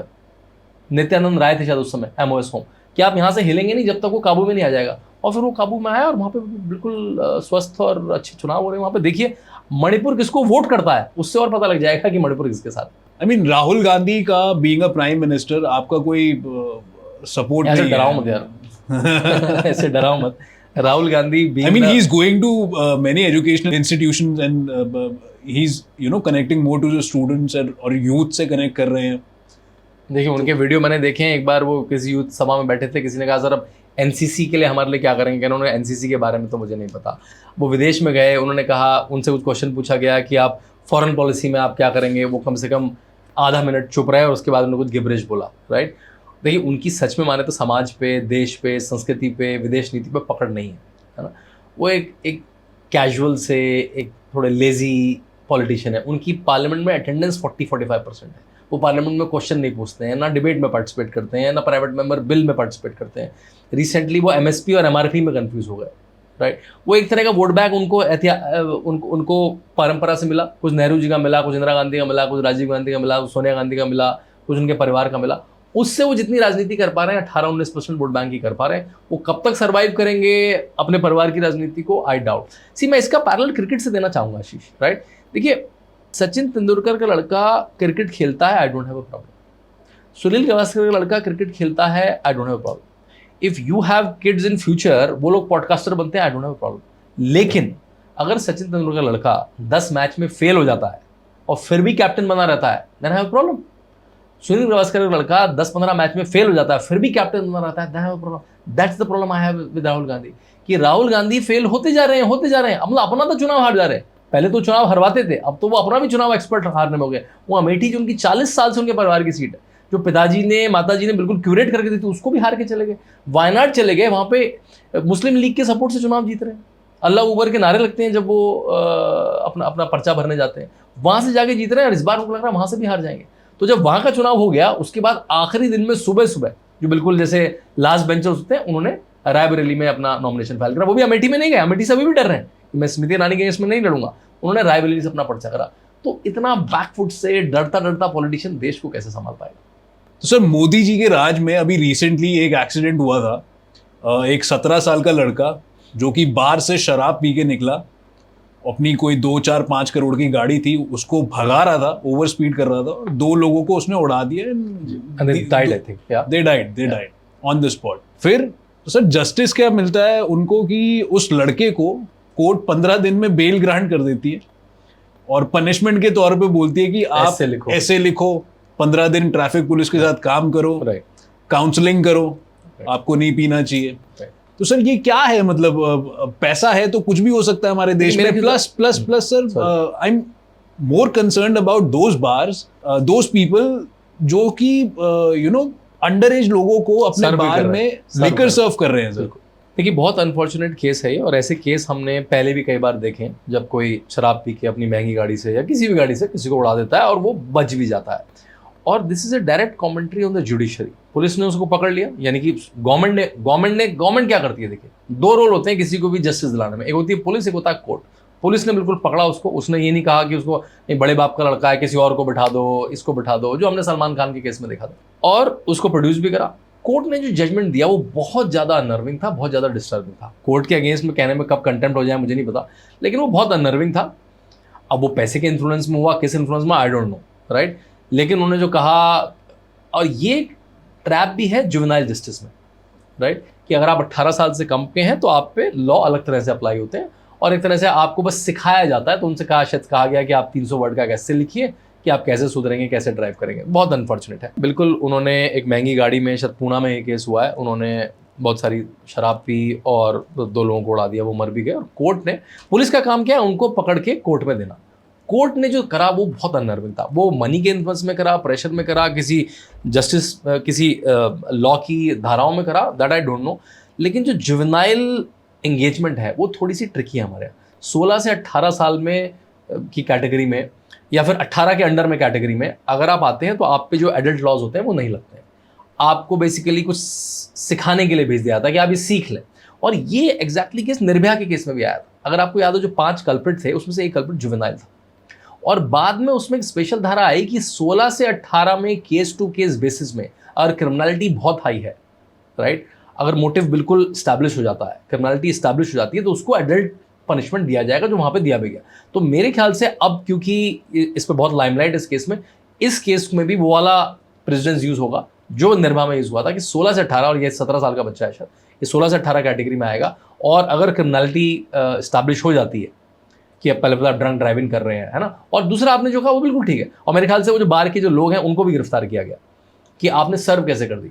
तो मेरे ख्याल से इस तरह के केसेस एक लेसन भी हैं गाड़ी ओनर, उनके पेरेंट्स के लिए, उनकी फैमिली के लिए, और बार ओनर्स के लिए भी जो लिकर सर्व कर रहे हैं, कि how they should proceed in future. क्या राम मंदिर की प्राण प्रतिष्ठा इलेक्शन से कुछ टाइम पहले करना एक स्ट्रैटेजिक मूव था बीजेपी के लिए, मोदी साहब के लिए? देखिए, अगर राम मंदिर की हम पूरे मूवमेंट को ट्रेस करें तो ये करीब 84-85 में बीएचपी ने शुरू करा, विश्व हिंदू परिषद ने शुरू करा। जो एक हिंदू कम्युनिटी की डिमांड थी वो तो 500 साल पुरानी, जब से वहाँ पे राम मंदिर को तोड़कर, हिस्टोरिकल प्रूफ्स भी हैं, बाबर ने उसे तोड़कर बाबरी मस्जिद, तब से डिमांड थी। बहुत सारे मूवमेंट हुए, प्री इंडिपेंडेंट एरा में भी बहुत सारे मूवमेंट हुए। लेकिन 1989 में बीजेपी ने इसको अपना इलेक्शन मैनिफेस्टो में डाल दिया, पालमपुर अधिवेशन हिमाचल प्रदेश में 1989, और तब से उन्होंने अपने किसी भी मैनिफेस्टो से उसको हटाया नहीं। अब जाके हटाया क्योंकि अब राम मंदिर बन गया, मतलब now the goal is over, right. उसके चक्कर में उन्होंने सरकारें भी गंवाई। जब बाबरी का विवादित ढांचा टूटा 1992 में, तो उत्तर प्रदेश की नहीं, कांग्रेस की जो सेंट्रल गवर्नमेंट थी उसने हिमाचल की, राजस्थान की और मध्य प्रदेश की सरकारों को बर्खास्त कर दिया, जो बिल्कुल इलीगल था। पता नहीं भाजपा कोर्ट में क्यों नहीं गई उस समय। तो यानी वो उस टॉपिक के साथ लगे रहे, और भाजपा पे छीटाकशी भी होती थी कि मंदिर वहीं बनाएंगे पर तारीख नहीं बताएंगे। मतलब ये तो मंदिर का मुद्दा इनके लिए शिगुफा है, ये लोग मंदिर के नाम पे वोट लेते रहेंगे, आंदोलन करते रहेंगे, मंदिर कभी बनाएंगे नहीं। लेकिन जब 5 जज की बेंच के पास गया, नरेंद्र मोदी सरकार ने उसको फास्ट ट्रैक करने की अपील करी, फास्ट ट्रैक हुआ भी, रंजन गोगोई कोर्ट में फास्ट ट्रैक हुआ, 30 दिन में फैसला गया। उसके जो लाखों डॉक्यूमेंट थे उसको, क्योंकि वो हिंदी में, अरबी में, इंग्लिश में, पर्शियन में, संस्कृत में थे, उसको योगी आदित्यनाथ गवर्नमेंट ने रिकॉर्ड समय ट्रांसलेट करा के दिया, जिससे वो टाइम पे केस हो पाए। तो क्रेडिट तो मिलेगा ही उनको, देखिए क्रेडिट तो मिलेगा ही। और उसका टाइम ही था, वो 3 साल से, जजमेंट 19 में आ गया था, उन्होंने ऐसा नहीं तो 19 में रिलीज कर दिया, और वो तारीख बहुत पहले से निर्धारित हो गई थी कि भाई इसको हम 3 साल में पहला फेज कंप्लीट कर देंगे। और लेकिन अभी के इलेक्शन में उसकी चर्चा जितनी है उतनी है। ऐसे नहीं कि राम मंदिर पे इलेक्शन लड़ा जा रहा है, अगर राम पे इलेक्शन लड़ा जाए तो राशन पे भी इलेक्शन लड़ा जा रहा है। जो 4 करोड़ लोगों को घर मिला है उस पर भी इलेक्शन लड़ा जा रहा है। जो 10 करोड़ लोगों को टॉयलेट और 10 करोड़ लोगों को गैस का चूल्हा मिला है उस पर भी इलेक्शन लड़ा जा रहा है। जो नरेंद्र मोदी ने कहा है कि मैं हवाई चप्पल पहनने वाले को भी हवाई जहाज में बिठाना चाहता हूं, उस पर भी जो 75 नए छोटे एयरपोर्ट खुले हैं उस पर भी चुनाव लड़ा जा रहा है। जो भारत के एक्सप्रेसवे और भारत के हाईवेज इतने अमेजिंग हो गए उस पर भी चुनाव लड़ा जा रहा है। जो पहले हम टोल गेट पे 1-1 घंटा रुके रहते थे और फास्टैग से 10 सेकंड में निकल जाते हैं, उस पर भी चुनाव लड़ा जा रहा है। लेकिन हम क्या होता है, जब टीवी पे आते हैं, कैमरा पे आते हैं, तो ऐसी बातें करते हैं जो स्पाइसी है, क्योंकि फास्टैग तो न्यूज़ नहीं बनाता ना। आपकी रील को व्यूज ही नहीं मिलेंगे फास्टैग पर चर्चा करूंगा मैं। अगर घरों पे, टॉयलेट पे, गैस पे चर्चा करूंगा, आपकी रील को व्यूज नहीं मिलेंगे। तो हम भी राम के टॉपिक पे वापस आते हैं, लेकिन हम राशन के टॉपिक को नहीं लाते। लेकिन हार्ड गवर्नेंस राशन भी है। तो मेरे ख्याल से राम भी लौट के तभी आए जब उन्होंने नरेंद्र मोदी के शासन में, योगी आदित्यनाथ के शासन में उत्तर प्रदेश में राम राज्य के लक्षणों को देखा। तो राम राज्य के लक्षण पहले आए, राम उसके बाद लौट के आए। बट सर, हमारे देश में ऐसा क्यों हो गया है कि भगवान को भी वकीलों की जरूरत पड़ रही है, ऐसा आप मानते हैं क्या? नहीं बिल्कुल, बल्कि मैं तो कहता हूँ कि भारतीय जनता पे, हिंदुओं पे, सनातनियों पे वो एक कलंक था। कलंक कैसे था? मैं जब 2017 में, 18 में, 19 में हर बार मैं अयोध्या जाता था, और जब मैं रामलला को टेंट में देखता था, मुझे गुस्सा भी होता था, व्याकुलता भी होती थी, आंख भी भर आती थी। राम के शहर में, राम के देश में आपने राम को टेंट में रखा हुआ, आपको उनके पास घर देने के लिए रामलला को आपको कोर्ट में खड़ा करना पड़ रहा है। आपको पता है कि हम रामलला क्यों कहते हैं? क्योंकि वो राम का बाल रूप है, राम का जन्म स्थान के लिए लड़ाई थी, और रामलला को कटघरे में खड़ा होना पड़ा, और Ramlalla Virajman was the plaintiff in the court and he won the case. Ramlalla Virajman अपने घर की लड़ाई लड़ रहे थे कि मैं यहाँ पैदा हुआ था, और आपको उसके लिए भी कोर्ट में जाना पड़ता है। एक हिस्टोरियन है, आर्कियोलॉजिस्ट हैं, मुस्लिम है वो, उन्होंने कहा भी एक बार 1990s में, अर्ली 1990s में मुस्लिम समाज में ऐसी कंसेंसस बनी भी थी कि हमें राम मंदिर दे देना चाहिए। कि भाई जैसे मुसलमानों के लिए मक्का मदीना बहुत डिवाइन है, बहुत पावन है, या क्रिश्चियंस के लिए वेटिकन बहुत पावन है, ऐसे हिंदुओं के लिए राम और राम की जन्मस्थली बहुत पावन है। उसमें कोई डिबेट की जरूरत ही नहीं है। मतलब आपको भारत जैसे शहर में, जहाँ का सुबह राम राम से होता है, जय श्री राम से होता है, जय सिया राम से होता है, वहाँ पे आपको राम का बर्थ प्लेस प्रूव करना पड़ा है कोर्ट पर जाके, उसमें हाई कोर्ट, सुप्रीम कोर्ट लग रहा है, राइट? मेरे ख्याल से वो हमारे लिए राष्ट्रीय कलंक था। तो राम मंदिर का बनना राजनीति नहीं है, मेरे ख्याल से हमारे सबका जो अभागापन था, वो अभागापन, वो कलंक हमारे भारतीयों के सिर से मिट गया। सर एक और चीज मैं पूछना चाहूंगा, अभी रिसेंटली एक गैंगस्टर था, उसको मीडिया और पुलिस के सामने he was shot dead, Atiq Ahmed, yes. तो सर आई मीन, चाहे गैंगस्टर हो, चाहे टेररिस्ट हो, चाहे जो मर्जी हो, आप कानून तो हाथ में नहीं ले सकते, तो इसके बारे में क्या चीज है? मतलब लॉ से ऊपर हो गए क्या? देखिए मैं इसको दो स्तर पे इसका आंसर दूंगा कि बहुत सारे लोगों ने कहा कि गैंगस्टर को पुलिस के सामने मार दिया। मुझे बस दुख ये होता है कि आपने ये क्यों नहीं सवाल पूछा कि कि उसी अतीक अहमद ने कितने पुलिस वालों को मार दिया था, तब आप कुछ नहीं बोले। उसी अतीक अहमद ने कितने लाखों लोगों का जीवन बर्बाद कर रहा था, तब हम कुछ नहीं बोले। उसके जो दोस्त है मुख्तार अंसारी, उसने लाखों लोगों का जीवन बर्बाद कर दिया था। एमएलएस को पुलिस स्टेशन में जाके गोलियों से छन्नी कर दिया, तो हम नहीं बोले। अब मैं वापस आता हूँ उत्तर प्रदेश में। उत्तर प्रदेश में 2017 में जब योगी आदित्यनाथ आए, उनका पहला काम था कि मैं इस स्टेट को law and order wise clean करूंगा, जिससे इंडस्ट्री आ पाए। देखिए जहाँ पे भी चोरी चकारी हो रही है, जहाँ पे मेरा पैसा और मेरा एम्प्लॉय सेफ नहीं है, जहाँ पे माफिया डम चलता है, जहाँ माफिया जिनको जेलों में होना चाहिए था वो विधानसभा और संसद में है, वहाँ पे कोई बिजनेस नहीं करेगा। सबसे पहला था मैं क्लीन कैसे करूँ, मैं कैसे सारे ऑर्गेनाइज माफिया को, जो सैंड माफिया है, लैंड माफिया है, किडनैपिंग माफिया है, कार चोरी माफिया, उसको चिन्हित करूँ। तो करीब 10,000 की सूची बनी और उन पर फिर दबिश डाली गई। कौन ये थे? ये थे जिनको समाजवादी पार्टी में मुलायम सिंह से, मायावती से पॉलिटिकल पैटर्नेज था कि भाई आपको तो विधानसभा में भेजेंगे। आपको पता है इस जिले में एसपी कौन बनेगा? मुख्तार के जिले में, अतीक के जिले में एसपी कौन बनेगा? वो मुख्तार के और अतीक के बंगलों में बैठ के डिसाइड हुआ करता था। ये व्यथा थी। तो वहां से लेकर जो आज की स्थिति आई है, फिर आज तक कोई जज पैरवी करने को रेडी नहीं, कोई जज उस पर वर्डिक्ट देने को रेडी नहीं होता था, अपनी कोर्ट में लेने को केस रेडी नहीं होता था अतीक और मुख्तार का। अब फाइनली जब योगी आदित्यनाथ की सरकार आई तो उनपे फाइनली चार्जशीट दाखिल हुई। मतलब 20-20 साल पुरानी, 15-15 साल पुरानी चार्जशीट फाइल हुई, कोर्ट में केस गए, उनकी प्रॉपर्टियां ध्वस्त हुई जो इलीगल जमीन पे बनी थी। हाँ, उस बीच उनकी जब पता लगा कि अब से उगलवा ही लेंगे योगी जी, अब तो कुछ उगलवा ही लेंगे, तो उनके ही किसी गुर्गों ने, जिससे उनकी गैंग वॉर होगी, मार दिया, जो ठीक नहीं है। और प्रोटेक्शन देना चाहिए था, क्योंकि उसको देखिए, अगर उसको प्रोटेक्शन देते तो योगी आदित्यनाथ को फायदा होता। क्या फायदा होता? वो 6 केस और बताता, वो चौर अपना गैंग का सर्किट बताता, वो क्योंकि वो इतना बड़ा गैंगस्टर था, वो और 20 गैंगस्टर पकड़वाता। तो उसका तो नुकसान हुआ है। योगी आदित्यनाथ की सरकार तो परेशान है और उनको पकड़ भी नहीं है जिन्होंने उनको मारा। लेकिन क्योंकि पहली बार वो लगा कि अब ये उगल देगा कुछ, और वो देखिए, एक तो बाकी मैं तो भगवान में मानने वाला नियति भी है। आप इतने सारे पाप करके जीवन में कितना कृष्ण जी ने भी 100 पापों के बाद अपना चक्र चला दिया था, तो भगवान ने भी अपना चक्र चला दिया। दोनों की मृत्यु हो गई, एक की जेल में मृत्यु हो गई, एक की जेल से बाहर निकलते हुए मृत्यु हो गई। लेकिन हाँ, उनको प्रोटेक्शन और मिल सकता था। लेकिन प्रश्न ये पूछा जाना चाहिए, जितनों का जीवन उन्होंने खराब करा था, तब तक हमने प्रश्न नहीं पूछा। जब गुंडा मरा तो हम प्रश्न पूछ रहे हैं। सर एक यूट्यूबर है ध्रुव राठी, सुना होगा आपने शायद। हाँ, जर्मनी में रहते हैं जी। मोदी साहब के टोटली अगेंस्ट है वो।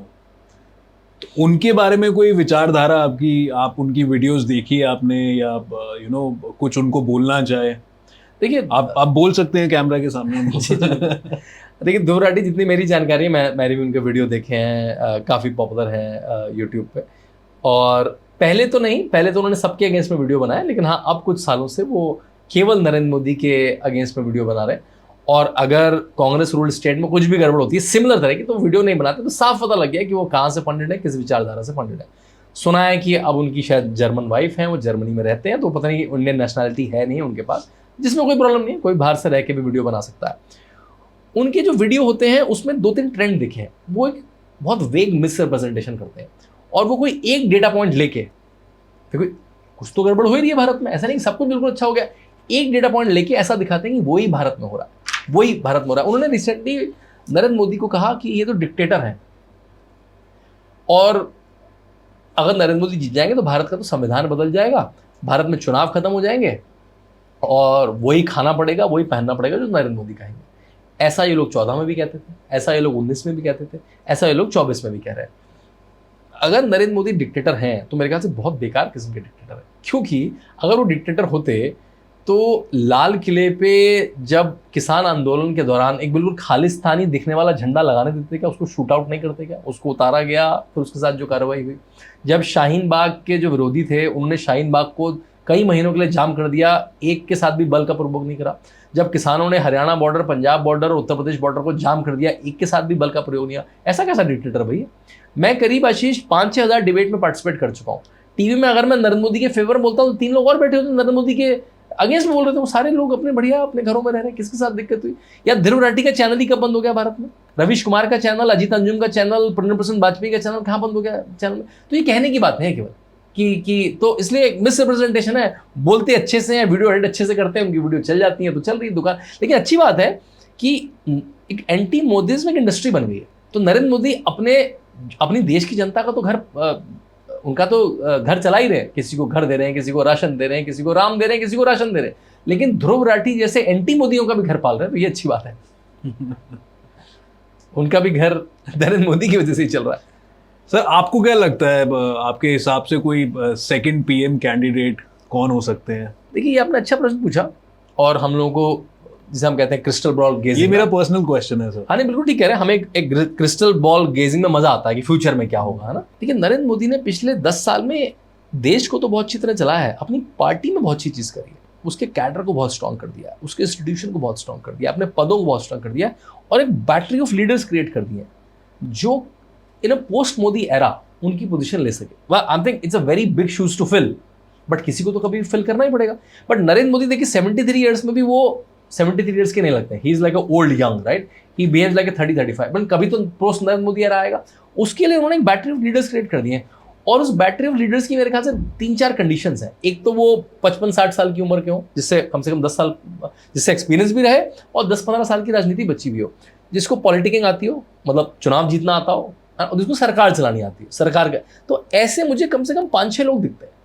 अमित शाह 59 के हैं, नरेंद्र मोदी के साथ काम किया है, गुजरात में भी काम किया है, सेंटर में भी काम किया है, इलेक्शन के चाणक्य माने जाते हैं, सरकार भी चलाई, बहुत सुंदर होम मिनिस्टर रहे, 370 से लेकर सीए जैसे कानून लाए। योगी आदित्यनाथ 52, केवल 52 साल के हैं, 19 साल पार्लियामेंट में रहे, एक्सट्रीमली पॉपुलर है, राजनीति भी समझ में आती है, 7 साल से उत्तर प्रदेश के मुख्यमंत्री। उसके बाद एक हेमंत बिस्वा हैं जो 55 साल के हैं, राजनीति भी समझ में आती है, असम के मुख्यमंत्री हैं, सरकार भी बहुत अच्छी चलाते हैं। उसके बाद स्मृति ईरानी दिमाग में आती हैं जो 47 की हैं, केवल 47 साल की हैं, कई भाषाएं बोल सकती हैं, बहुत ज़्यादा चर्चित हैं, महिला हैं, बहुत अच्छा बोलती हैं, लोगों में बहुत पॉपुलर हैं, टीवी पे भी पॉपुलर रही हैं, सरकार और राजनीति दोनों समझ में आती है, और उम्र 50 से भी कम है। उसके बाद मुझे बहुत सारे नए जो राजनीतिक हैं, जैसे के अन्नामलाई जो तमिलनाडु के भाजपा के अध्यक्ष हैं, वो IIM लखनऊ के पढ़े हैं, IPS ऑफिसर रहे हैं कर्नाटका में 10 साल, ओबीसी समाज से आते हैं, किसान गरीब परिवार से आते हैं। पहले ऐसे नेता रहे होंगे तमिलनाडु के जिन्होंने सारी कॉन्स्टिट्यूंसी घूमी है, सारी कॉन्स्टिट्यूंसी को 100 दिन में उन्होंने अपनी एन मक्कल बोल के यात्रा करी, उसमें कवर करा। 40 साल भी उम्र नहीं, 39 के हैं शायद। तेजस्वी सूर्या बैंगलोर साउथ से जो MP हैं, 30 साल की उम्र है, टेक्नोलॉजी सिटी से आते हैं, जवान हैं, बहुत अच्छा बोलते हैं, बहुत अच्छा काम कर रहे हैं बैंगलोर में। तो एक बैटरी ऑफ लीडर्स क्रिएट कर दिया उन्होंने। हाँ, उस समय कौन होगा ये देखिए कहना मुश्किल है, उस समय जो भी पॉपुलर होगा उस समय। भाजपा तो देखिए पब्लिक फीडबैक पे काम करती है। जब लगा कि अडवाणी जी पॉपुलर नहीं है 2014 में, नरेंद्र मोदी को गुजरात से लाके प्राइम मिनिस्टर कैंडिडेट बना दिया, जबकि एक तरह से टेक्निकली सुषमा स्वराज उनसे ऊपर थी, अडवाणी जी उनसे ऊपर थे, जेटली जी उनसे ऊपर थे, जो भाजपा का पायदान था उसमें ऊपर थे। लेकिन जहां भाजपा को लगा कि मेरिट किसमें है, तो जब तक भाजपा का मेरिट तंत्र चलता रहेगा वर्सेस द सेकंड नेम तंत्र, कि आपके नाम में गांधी लगा है, कि मोदी लगा है, कि शाह लगा है, कि यादव लगा है, कि स्टालिन लगा है। ये टिपिकल इंडिया अलायंस या अपोजिशन का HR मैनेजमेंट सिस्टम है कि भाई जिसकी बड़ी फैमिली से आता है उसको रख लो, versus a merit based system. अभी नड्डा जी राष्ट्रीय अध्यक्ष है, उसके पहले अमित शाह थे, उसके पहले राजनाथ सिंह थे, उसके पहले वेंकैया नायडू थे, Narendra Modi ji helm of affairs है। इनमें से कोई किसी का चाचा, मामा, ताया, भाई, भतीजा नहीं है। ये लोग केवल इसलिए हैं at the helm of affairs because they have done 20-30 years of pure social political work. They understand people of India, they understand poverty of India, they understand, they have a vision for India, ना कि उनके नाम के पीछे एक cast लगी। तो जब तक ये मेरिट बेस्ड सिस्टम चलता रहेगा, मेरे ख्याल से नरेंद्र मोदी का सक्सेसर हमें बड़े आराम से मिल जाएगा। सर, नितिन गडकरी जी का आपने नाम नहीं लिया because I personally am a very big fan of his work. देखिए, मैंने इसलिए नहीं लिया नितिन गडकरी जी का नाम, बिल्कुल कहा वो भी इस चॉइस सेट में आ सकते हैं, and I will wish him good health. Nitin Gadkari ji ने जिस तरह से हमारे हाईवेज, हमारी सड़कों को रिवोल्यूशनाइज कर दिया, वो अमेजिंग है। हम लोग अभी नोएडा में बात कर रहे हैं, पहले हमें यहाँ से मेरठ जाने में 3 घंटा 4 घंटा लग जाता था, मुरादाबाद जाने में यहाँ से 5 घंटा 6 घंटा लग जाता था। अभी यहाँ से मेरठ अब 40 मिनट में पहुंच जाते हैं, अभी यहाँ से मुरादाबाद 1.5 घंटे में पहुंच जाते हैं, which is like almost magical. वो भी छोटी कार से, आपको कोई ऐसा नहीं कि आपको 150 पे चलानी है, आप बिल्कुल 100 की स्पीड से चलाइए हाईवे पे। तो जो फास्टैग है अमेजिंग कर दिया।